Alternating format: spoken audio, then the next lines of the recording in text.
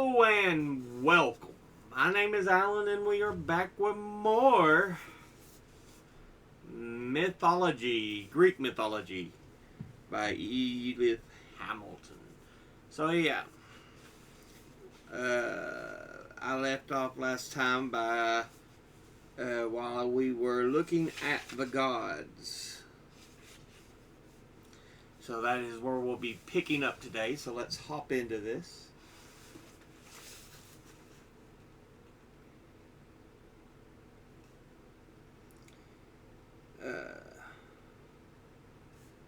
We are looking at Artemis, also known as Diana in Latin. Also called Cynthia, from her birthplace, Mount Cynthus in Delos. Apollo's twin sister, daughter of Zeus and Leto. She was one of the three maiden goddesses of Olympus. Golden Aphrodite,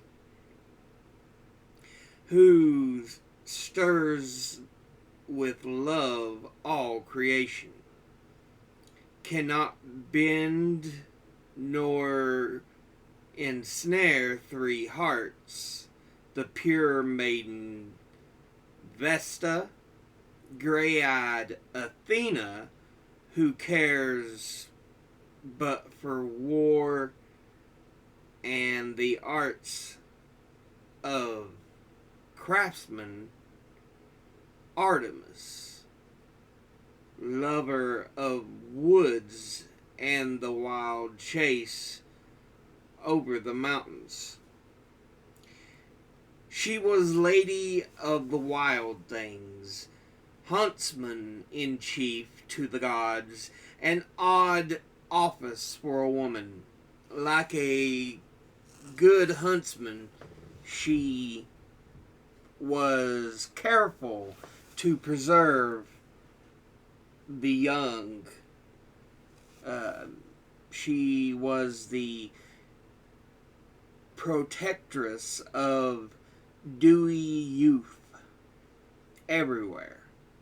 Nonetheless, with one of those startling contradictions so common in mythology, she kept the Greek fleet from sailing to Troy until they sacrificed a maiden to her. In many another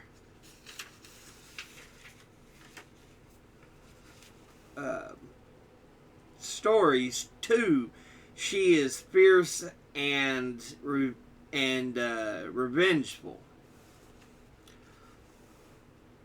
On the other hand, when women died a swift and painless death, they were held to have been slain by her silver arrow. As Phobos was the sun, she was the moon, called Phoebe, and Selene, or Luna in Latin. Neither name originally belonged to her. Phoebe was a Titan, one of the older gods. So too was Selene, a moon goddess indeed, but not connected with Apollo. She was the sister of Helios, the sun god with whom Apollo was confused. In the later poets, Artemis is identified with Hecate. She is the goddess with three forms: Selene in the sky, Artemis on earth, Hecate in the lower world, and in the world above when it is wrapped in darkness. Hecate was the goddess of the dark of the moon, the black nights when the moon is hidden. She was associated with deeds of darkness, the goddess of crossways, which were held to be ghostly places of evil magic, an awful divinity. Hecate of hell, mighty to shatter every stubborn thing. Hark, hark, her hounds are baying through the town where three roads meet. There she is standing. It is a strange transformation from the lovely huntress flashing through the forest, from the moon making all beautiful with her light, from the pure maiden goddess, for whom whoso is chaste of spirit utterly may gather leaves and fruits and flowers. The unchaste never. In her is shown most vividly the uncertainty between good and evil, which is apparent in every one of the divinities. The cypress was sacred to her, and all wild animals, but especially the deer. Aphrodite, or Venus, the goddess of love and beauty, who beguiled all gods and men alike, the laughter-loving goddess who laughed sweetly or mockingly at those her wiles had conquered, the irresistible goddess who stole away even the wits of the wise. She is the daughter of Zeus and Dione in the Iliad, but on the later poems she is said to have sprung from the foam of the sea, and her name was explained as meaning the foam risen. Aphros is foam in Greek. The sea birth took place near Cythera, from where she was wafted to Cyprus. Both islands were ever after sacred to her, and she was called Cytherea, or the Cyprian, as often as her proper name. One of the Homeric hymns, calling her beautiful golden goddess, says of her, the breath of the west wind bore her over the sounding sea, up from the delicate foam to wave-winged Cyprus, her isle, and the hours goddess wreathed welcomed her journey.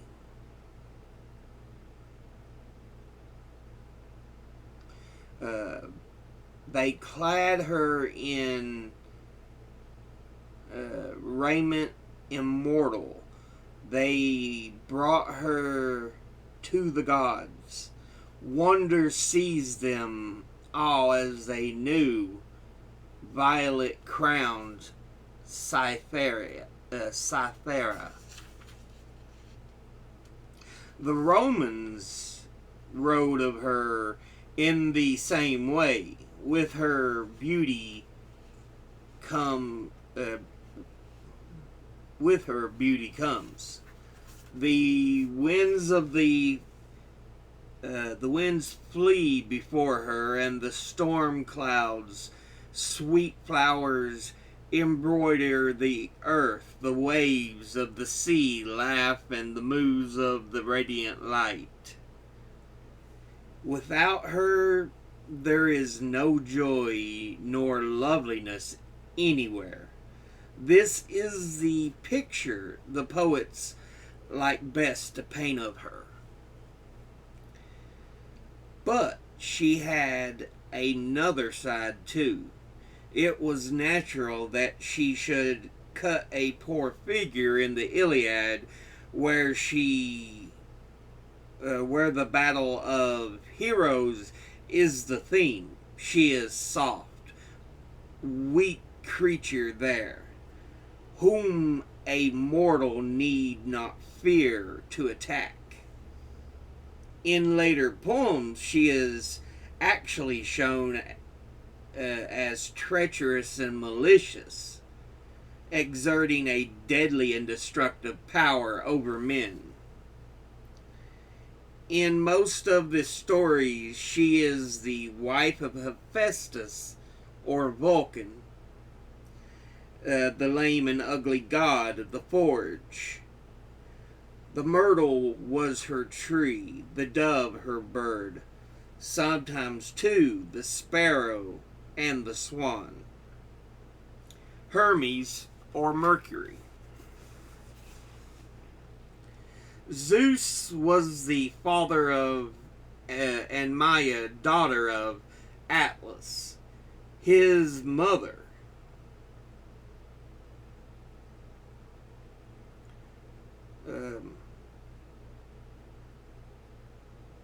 because of a very popular statue, his appearance is more familiar to us than that of any other god.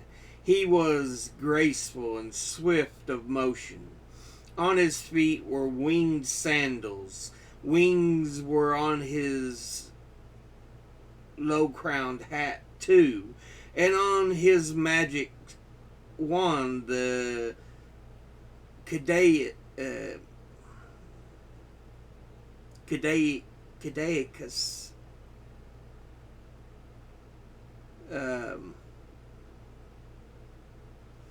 It's also, I think it might also be pronounced Caduceus. He was Zeus's messenger, who flies as fleet as thought to do his bidding. Of all the gods, he was the shrewdest and most conniving. In fact, he was the master thief who started upon his career before he was a day old. The babe was born at the break of day, and ere the night fell, he had stolen away Apollo's herds. Zeus made him give them back, and he won Apollo's forgiveness by presenting him with the lyre, which he had just invented, making it out of the tortoise's shell. Perhaps there was some connection between that very early story of his and the fact that he was a god of commerce and the market, protector of traders. In odd contrast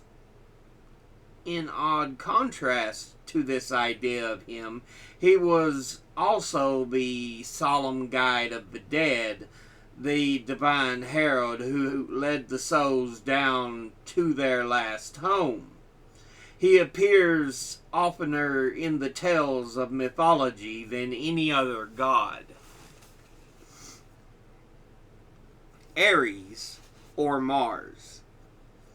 The god of war, son of Zeus and Hera, both of whom Homer says detested him. Indeed, he is hateful throughout the Iliad, poem of war, though it is. Occasionally the heroes rejoice in the delight of Ares' battle, but far oftener to having escaped the fury of the ruthless god. Homer calls him murderous, blood-stained, the incarnate curse of mortals, and strangely a coward too, who bellows with pain and runs away when he is wounded. Yet he has a train of attendants on the battlefield which should inspire anyone with confidence. His sister is there, Eris, which means discord and strife. Her son, the goddess of war, Enyo, in Latin Bellona, walks beside him. And with her are terror and trembling and panic. As they move, the voice of groaning arises behind them, and the earth screams with blood, or streams with blood. The Romans like Mars better than the Greeks like Ares. He never was to them the mean, whining deity of the Iliad, but magnificent in shining armor,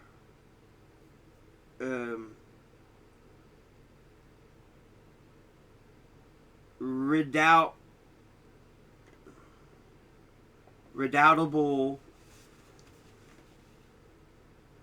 invincible.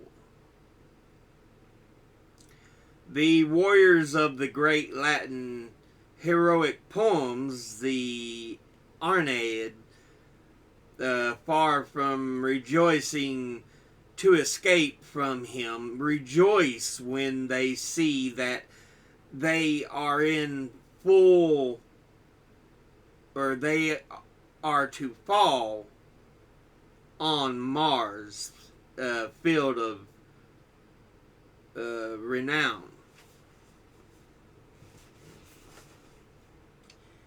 They rush on glorious death and find it sweet to die in battle. Ares figures little in the mythology. In one story, he is the lover of Aphrodite and held up to the contempt of the Olympians by Aphrodite's husband, Hephaestus. But for the most part, he is little more than a symbol of war. He is not a distinct personality like Hermes or Hera or Apollo. He had no cities, and no cities where he was worshipped. The Greeks said vaguely that he came from Thrace, home of a rude, fierce people in the northeast of Greece. Appropriately, his bird was the vulture. The dog was wrong by being chosen as his animal.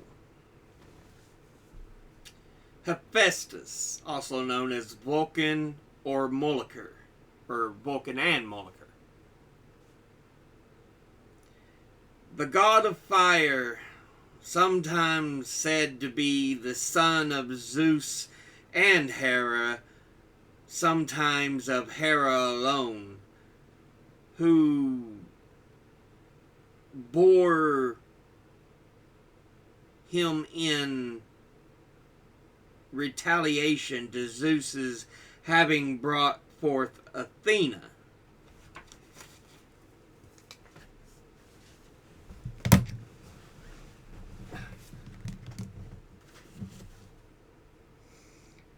Among the perfectly beautiful immortals, he only was ugly.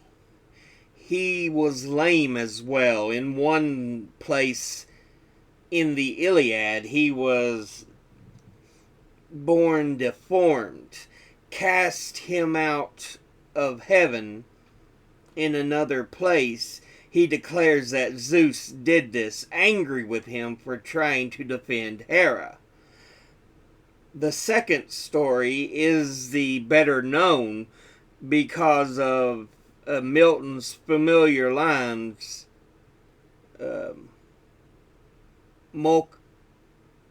Mulciber was sheer o'er the crystal battlement from morn. To noon he fell, from noon to dewy eve, the summer's day, and with the setting sun dropped from the zenith like a falling star on Lynx, the Aegean isle. These events, however, were supposed to have taken place in the far distant past. In Homer, he is in no danger of being driven from Olympus. He is highly honored there. The workmen of the immortals, their armorer and smith, who makes their dwellings and their furnishings, as well as their weapons. In his workshop, he has handmaidens he has forged out of gold, who can move and who help him with it in his work. In the later poems, his forge is often said to be under this or that volcano and to cause eruptions. His wife is one of the three graces of the Iliad, called Aglaia. In Hesiod. In the Odyssey, she is Aphrodite. He is a kindly, peace-loving god, popular on earth as in heaven. With Athena, he was important in the life of the city. The two were patrons of handicrafts, the arts which, along with agriculture, are the support of civilization. He, the protector of the smiths and the weavers. He, the protector of smiths, and as she of the weavers. Then when children were formally admitted to the city organization, the god of ceremony was Hephaestus. Hestia or Vesta. She was Zeus's sister, and like Athena and Artemis, a virgin goddess. She has no distinct personality, and she plays no part in the myths. She was the goddess of the hearth, the symbol of the home around which the newborn child must be carried before it could be received into the family. Every meal begins and ended with an offering to her. Hestia in all the dwellings of men and immortals.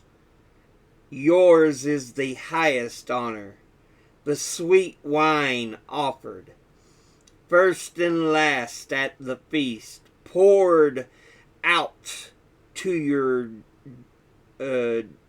duly, or poured out to you duly. Never without you can gods or mortals hold banquet. Each city, too, had a public hearth sacred to Hestia, where the fire was never allowed to go out. If a colony was to be founded, the colonists carried with them coals from the hearth of another city, with which to kindle the fire on the new city's hearth. In Rome, her fire was cared for by 6 virgin priestesses called Vestals. But yeah, I think we'll go ahead and end this piece there, because that's all the named gods. We're going into more the lesser gods, the gods of this and that. So yeah. And then we get Roman gods, yeah. So we'll go ahead and end this particular piece there. But yeah, we get a look at the gods in particular of Greek life. But it was interesting how some of them varied. And like we mentioned before, each god seemed to contrast who they were supposed to be. You know, Aphrodite was beauty and all that, but she could also be very conspiring and traitorous and all this.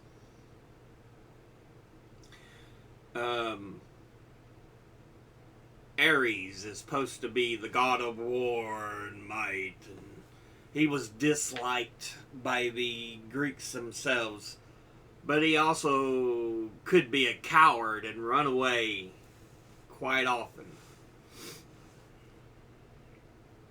So yeah, we see the two different sides of many of these Greek gods. And the Greeks had them really set as being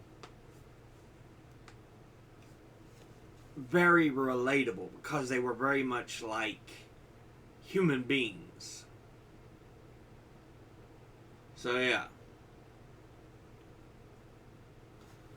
Anyway, as always, educate thyself, think, read, study, learn. Someone tries to tell you something you have trouble believing, ask them to cite their sources. I'll see you all in the next video. Until then, later.